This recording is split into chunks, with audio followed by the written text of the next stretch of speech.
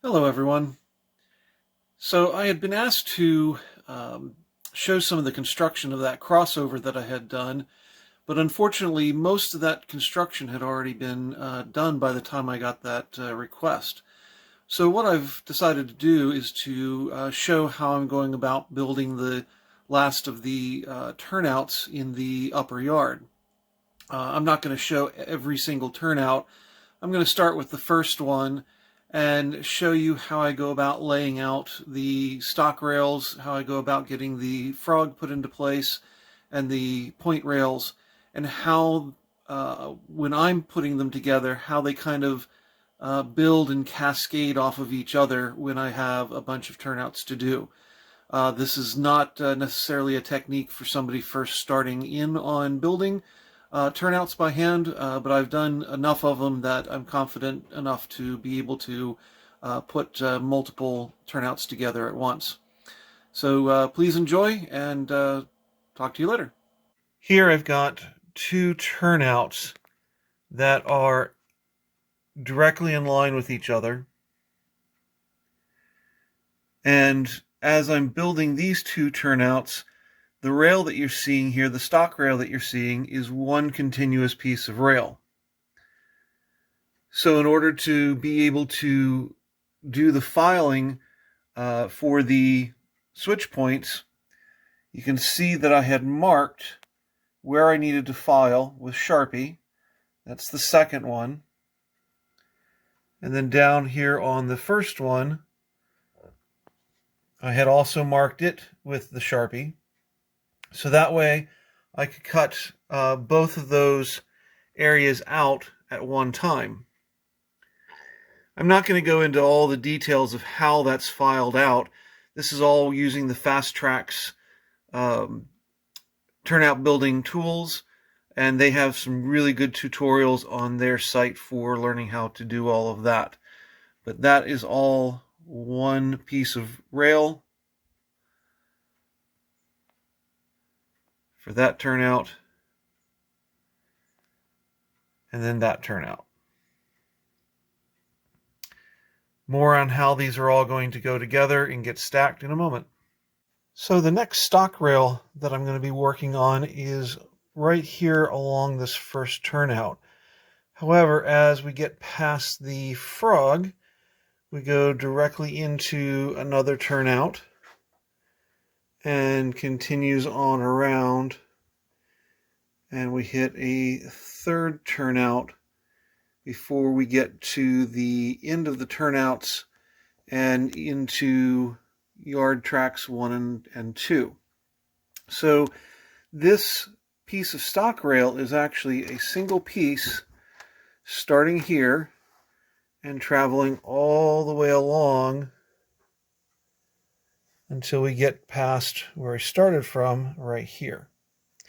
So in this case, I now actually have 3 areas that I need to file. And then the third one is right over here. Now, this is along a curve, and it's a pretty long section here. So what I've actually done is just put in a few spikes along the length of that just to hold it in place in order to be able to mark out all 3 of those areas to file. Once that's in, then I'm going to be able to go ahead and get the frog set into place, which is going to allow for the continuation on of the rest of the turnouts that I need to finish off here. Okay, so at this point I now have that second stock rail in place. Went through and made sure rail joiners were soldered and everything is set. So now, back here at this front turnout, it is time to install the frog. So the first thing, of course, I did was to file and solder the 2 rail pieces together, and now I need to locate exactly where that frog point needs to be. And this has to be set in correctly, because this frog point turns into the outer stock rail of this turnout, And it also becomes the straight stock rail for this turnout and for this turnout. And you can also see that I've just clamped the rails to the existing yard rails. They'll get cut to final size a little bit later on. But it is very important that I get the frog in its correct location so that I can come back and mark and then file the inner side of the rail on these 3 turnouts, getting them prepped to then receive their frogs. So that's where I'm at on this particular turnout. The frog is now in, and that allows these 2 stock rails to be in place all the way to the second turnout, and then it is connected onto the rail going into the yard. The other stock rail from the point comes along and goes past this turnout and is also connected to the rail that is going to the back of the yard. Okay, and obviously this rail hasn't been attached yet. So from here, now that this stock rail is in place and this stock rail was put in place earlier, I can now attach, or I can add in this frog, which finishes off the track going into the engine shed and allows this rail to be connected here, which will finish off this section. And then the same procedure is going to be done along here.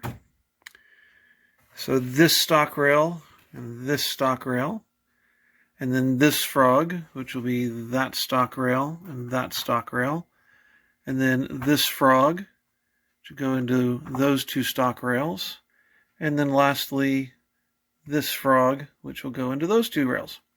So that's how this is all hooking together to finish off this top yard track. So the next thing that needs to be done with this first turnout that I've been working on is to file down the point rails, get them bent, and get the wing rail off of the frog put into bent as well, so that that is set up. Get that all put into place, soldered, cut to do the isolation on the frog, run up the frog wire that's going to the hex frog juicer, and of course add in the guide rails on either side, and of course the throw bar and the turnout motor. So quite a bit to keep things going.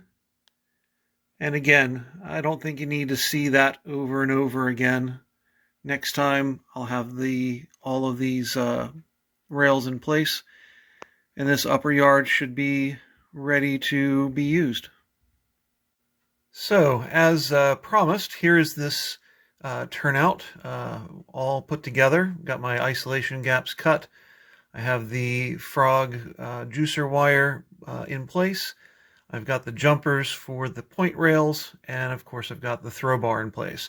The only things that I still need to do on this is to add the switch motor and do some detail work. So as far as how well it runs through, test car goes through quite nicely, and in fact if I just give it a good push, it goes through just fine, and of course comes off the rails at the next point that's not completed. But other than that, that is the completion of another turnout, built directly in place and ready for its final details.